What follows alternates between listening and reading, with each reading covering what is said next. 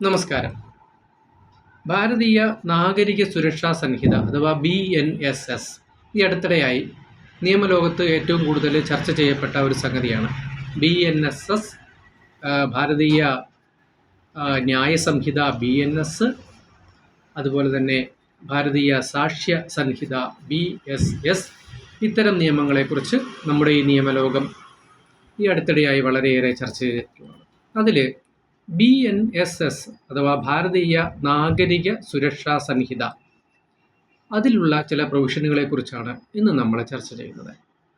ഈ BNSS അഥവാ ഭാരതീയ നാഗരിക സുരക്ഷാ സംഹിത എന്ന് പറഞ്ഞാൽ പഴയ ക്രിമിനൽ നടപടി നിയമം അഥവാ CRPC തന്നെയാണ്.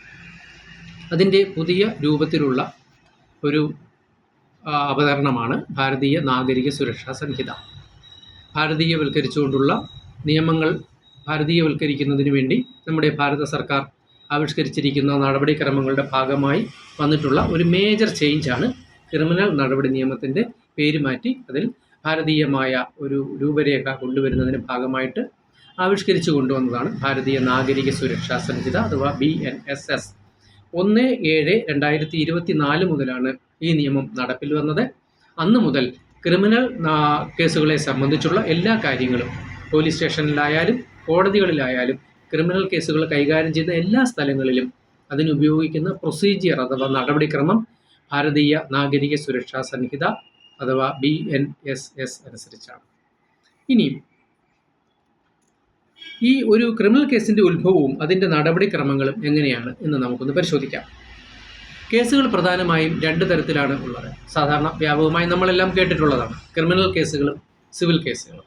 ക്രിമിനൽ സ്വഭാവത്തിലുള്ള കേസുകൾ കൈകാര്യം ചെയ്യുന്നത് ക്രിമിനൽ കോടതികളാണ്. അത് പ്രാഥമികമായി എത്തിച്ചേരുന്നത് മജിസ്ട്രേറ്റ് കോടതികളിലാണ്. സിവിൽ സ്വഭാവത്തിലുള്ള കേസുകളാണെങ്കിൽ അത് എത്തിച്ചേരുന്നത് സിവിൽ കോടതികളിലാണ് അഥവാ മുൻസിഫ് കോടതികളിലാണ്.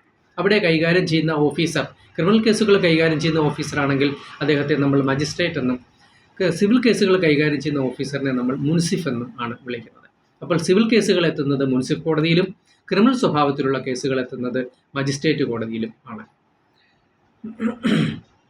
അതുപോലെ തന്നെ ഈ സിവിൽ കേസുകളെ സംബന്ധിച്ച് പറയുകയാണെങ്കിൽ ആർക്കാണോ പരാതി കൊടുക്കേണ്ടത് ആ ആളിന് ഒരു അഭിഭാഷകൻ്റെ സഹായത്തോടെ നേരിട്ട് സിവിൽ കോടതിയിൽ കേസ് നടത്തുകയും അയാൾ വാദി എന്നുള്ള നിലയിൽ ആ കേസിൽ തൻ്റെ താല്പര്യത്തിനനുസരിച്ച് കേസ് നടത്തുവാനും സാധിക്കും. എന്നാൽ ക്രിമിനൽ കേസുകളിൽ എല്ലാം തന്നെ അത്തരത്തിൽ നേരിട്ട് ഒരു ആളിന് കോടതിയെ സമീപിച്ച് കേസ് നടത്തുന്നതിന് അത് നിയമപരമായ ചില ബുദ്ധിമുട്ടുകളുണ്ട്. എല്ലാ കേസുകളും നമുക്ക് ക്രിമിനൽ കോടതിയിൽ നേരിട്ട് ബോധിപ്പിക്കുവാൻ സാധിക്കില്ല. എന്നാൽ ചില കേസുകൾ നേരിട്ട് മാത്രമേ ക്രിമിനൽ കോടതിയിൽ കൊടുക്കുവാനും സാധിക്കുകയുള്ളൂ. പോലീസിന് കേസെടുക്കുവാൻ സാധിക്കാത്ത ചില കേസുകളുമുണ്ട്. അതിൻ്റെ ഒരു ഉദാഹരണം പറയുവാണെങ്കിൽ നമുക്കെല്ലാം അറിയാം, ചെക്ക് കേസുകൾ. സെക്ഷൻ 138 ഓഫ് നെഗോഷ്യബിൾ ഇൻസ്ട്രുമെൻ്റ് ആക്ടിൽ വരുന്ന കേസുകളാണെന്നുണ്ടെങ്കിൽ അത് പോലീസിന് കേസെടുക്കുവാൻ സാധിക്കില്ല. അവിടെ നമ്മൾ ചെയ്യുന്നത് ഒരു പരാതി പോലീസ് കോടതിയിൽ കൊടുക്കുകയും കോടതി അതിന്മേൽ നടപടിയെടുക്കുകയുമാണ് ചെയ്യുന്നത്. അതുപോലെ തന്നെ സ്ത്രീധന പീഡനവുമായി ബന്ധപ്പെട്ട് സ്ത്രീധന നിരോധന നിയമത്തിൻ്റെ പരിധിയിൽ വരുന്ന കുറ്റങ്ങളാണെന്നുണ്ടെങ്കിൽ അതും സ്വകാര്യ അന്യായത്തിലൂടെ കേസെടുക്കാൻ സാധിക്കും. എന്നാൽ അതുപോലെ തന്നെ ഗാർഹിക പീഡന നിയമം, ഡൊമസ്റ്റിക് വയലൻസ് ആക്ടിൻ്റെ പരിധിയിൽ വരുന്ന കേസുകൾക്കും നമ്മൾ ആദ്യം മജിസ്ട്രേറ്റ് കോടതിയോ അല്ലെങ്കിൽ ഒരു ഡൊമസ്റ്റിക് എൻക്വയറി ഓഫീസറെയോ സമീപിച്ചാണ് കേസെടുക്കുന്നത്. ഇതൊക്കെയാണ് അതിൻ്റെ ഒരു പ്രൊസീജിയർ എന്ന് പറയുന്നത്.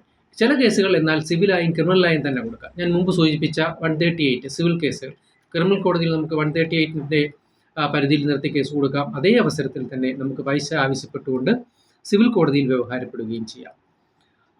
എന്നാൽ ചില കേസുകൾ ക്രിമിനൽ കോടതിയിൽ നമ്മൾ വ്യവഹാരപ്പെടുമ്പോൾ ക്രിമിനൽ കോടതിയിലേക്ക് വരുന്നതിന് മുൻപായിട്ട് നമുക്കത് പോലീസിൻ്റെ സഹായത്തോടുകൂടി മാത്രമേ അത്തരം കേസുകൾ എടുക്കുവാൻ സാധിക്കുകയുള്ളൂ. അപ്പോൾ ഇങ്ങനെ കോടതിയിൽ വരുന്ന ഈ ക്രിമിനൽ സ്വഭാവത്തിലുള്ള കേസുകളെ സംബന്ധിച്ച് പറയുകയാണെന്നുണ്ടെങ്കിൽ പോലീസ് വഴിയാണ് ഈ കേസുകൾ കോടതിയിലേക്ക് വരുന്നതെങ്കിൽ അവിടെ നമുക്ക് വാദിയായി കേസ് നടത്തുകയല്ല ചെയ്യുന്നത്. അവിടെ പലപ്പോഴും വാദിയായി വരുന്നതിനെ നമ്മൾ പറയുന്നത് സ്റ്റേറ്റാണ് ആ കേസിൽ വാദിയായിട്ട് വരുന്നത്.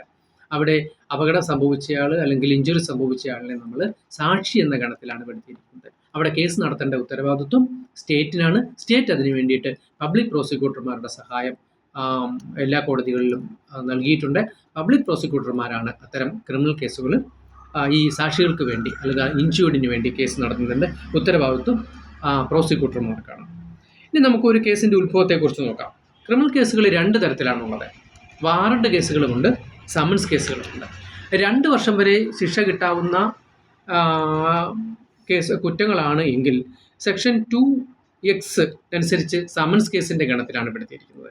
ഈ 2(x) എന്ന് പറയുന്നത് BNSSലെ 2(x) അനുസരിച്ച് സമൻസ് കേസിൻ്റെ ഗണത്തിലും, എന്നാൽ 2 വർഷത്തിൽ കൂടുതൽ ശിക്ഷ കിട്ടാവുന്നതും, അതുപോലെ തന്നെ ലൈഫ് ഇംപ്രിസൺമെൻറ്റ്, ഡെത്ത് പെനാലിറ്റി, അങ്ങനെ 2 വർഷത്തിൽ കൂടുതൽ എത്ര നാൾ വരെ ശിക്ഷ കിട്ടാവുന്ന കേസുകളാണെങ്കിലും അതിനെയെല്ലാം വാറണ്ട് കേസിൻ്റെ ഗണത്തിലുമാണ് പെടുത്തിയിരിക്കുന്നത്. അപ്പോൾ സമൻസ് കേസസും ഉണ്ട്, വാറണ്ട് കേസസും ഉണ്ട്. അത് ശിക്ഷയുടെ അടിസ്ഥാനത്തിലാണ് അതിന് കാറ്റഗറി ചെയ്തിരിക്കുന്നത്.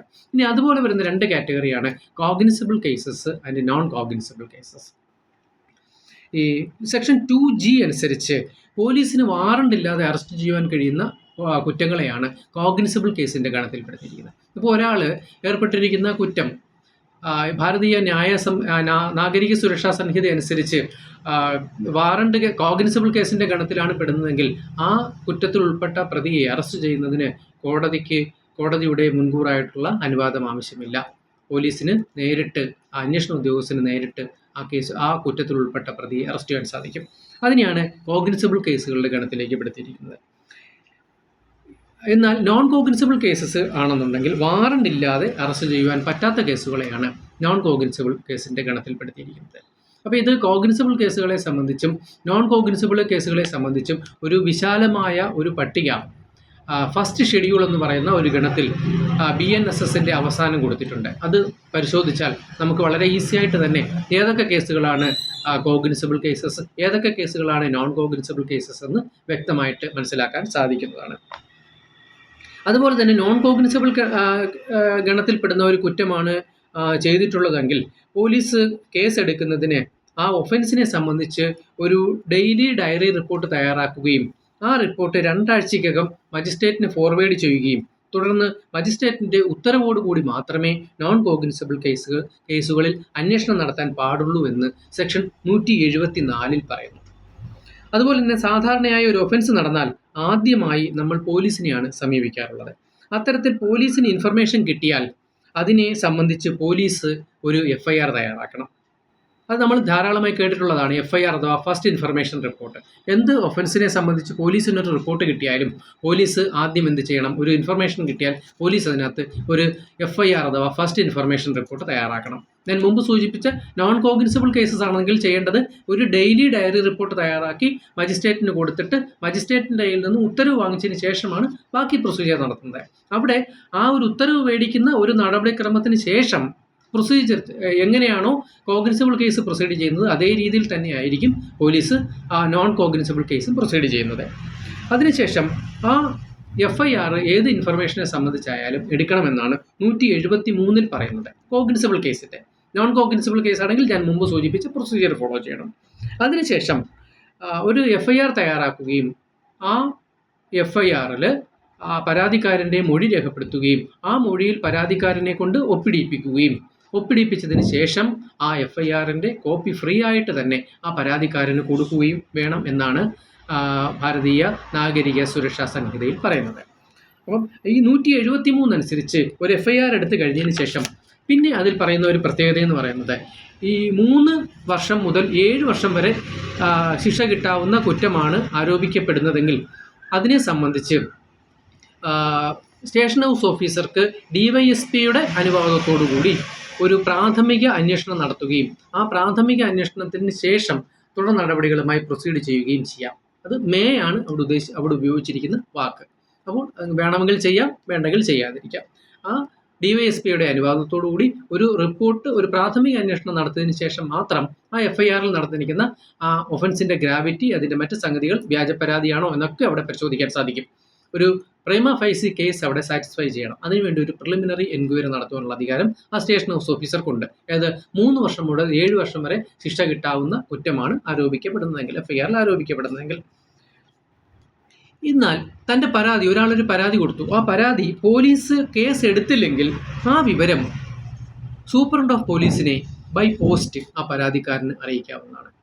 ആ സൂപ്രണ്ട് ഓഫ് പോലീസിന് ഈ പരാതി കിട്ടിയാൽ ആ സൂപ്രണ്ട് ഓഫ് പോലീസിന് വേണമെങ്കിൽ നേരിട്ട് ഈ പരാതി അന്വേഷിക്കാം, അല്ലെങ്കിൽ തൻ്റെ സബോർഡിനേറ്റ് ഓഫീസറോട് ഈ പരാതി അന്വേഷിച്ച് അതിനകത്ത് നടപടി സ്വീകരിക്കുവാനായിട്ട് ആവശ്യപ്പെടുവാൻ സാധിക്കും. അപ്പോൾ പോലീസ് കേസ് പലരും പറയാറുള്ളതാണ്, എൻ്റെ പരാതി പോലീസ് സ്റ്റേഷനിൽ കൊടുത്തു, ഇനി ഞാൻ എന്ത് ചെയ്യണം, എന്ത് നടപടിയാണ് അതിലെടുക്കാൻ പറ്റുന്നത്, പരാതി പോലീസുകാർ ഒരു അന്വേഷണവും നടത്തുന്നില്ലല്ലോ എന്ന് പറയാം. അപ്പോൾ പോലീസിന് പരാതി കിട്ടിയാൽ FIR എടുത്ത് തുടർ നടപടിക്രമങ്ങളൊന്നും നടത്തിയില്ല എങ്കിൽ നമുക്ക് ചെയ്യാൻ പറ്റുന്ന അടുത്ത പരിഹാരം എന്ന് പറയുന്നത് സൂപ്രണ്ട് ഓഫ് പോലീസിന് ബൈ പോസ്റ്റിൽ ഈ പരാതി അയച്ചു കൊടുക്കുക, ഈ ഇൻഫർമേഷൻ ഫോർവേഡ് ചെയ്യുക.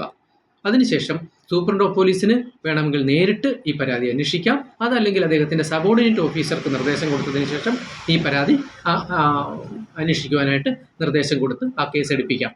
അപ്പോൾ പോലീസ് കേസെടുത്തില്ല എന്ന് കരുതി നമ്മൾ പരിഹാരമില്ല എന്ന് കരുതി നമ്മൾ വിഷമിച്ചിരിക്കരുത്. സൂപ്രണ്ട് ഓഫ് പോലീസിന് നമുക്ക് പരാതി കൊടുക്കുവാൻ സാധിക്കും. അങ്ങനെ സൂപ്രണ്ട് ഓഫ് പോലീസിനും പരാതി കൊടുത്തതിന് ശേഷവും പരിഹാരം കണ്ടില്ലെങ്കിലാണ് നമുക്ക് മജിസ്ട്രേറ്റ് കോടതിയിൽ സ്വകാര്യ അന്യായം ഫയൽ ചെയ്യുവാനുള്ള അധികാരമുണ്ട്. അപ്പോൾ സൂപ്രണ്ട് ഓഫ് പോലീസിനും പരാതി കൊടുത്തതിന് ശേഷം നമുക്കൊരു പരിഹാരം കാണുന്നില്ല, പരിഹാരം ലഭിക്കുന്നില്ല എങ്കിൽ നമുക്ക് ഇതേ പരാതി ഒരു അഭിഭാഷകൻ്റെ സഹായത്തോടുകൂടെ നമുക്ക് മജിസ്ട്രേറ്റ് കോടതിയിൽ കൊടുക്കാവുന്നതും മജിസ്ട്രേറ്റ് കോടതി വേണമെങ്കിൽ ആ പരാതി അന്വേഷണം നടത്തുന്നതിന് വേണ്ടി സ്റ്റേഷൻ ഹൗസ് ഓഫീസർക്ക് ഫോർവേഡ് ചെയ്യുകയോ അതല്ലെങ്കിൽ ആ പരാതി കോടതിക്ക് തന്നെ കോഗ്നിസൻസ് എടുത്ത് തുടർ നടപടിയിലേക്ക് കടക്കുകയോ ചെയ്യാം. ഇതിനെ സംബന്ധിച്ച് തുടർന്നുള്ള വീഡിയോയിൽ കാണാം. ഈ പരാതിയിൽ പോലീസിൻ്റെ അന്വേഷണം, ചാർജ് ഷീറ്റ്, ട്രയൽ എന്നിവയെ സംബന്ധിച്ചും തുടർന്നുള്ള വീഡിയോയിൽ വിശദമായി നമുക്ക് പ്രതിപാദിക്കാം. നന്ദി, നമസ്കാരം.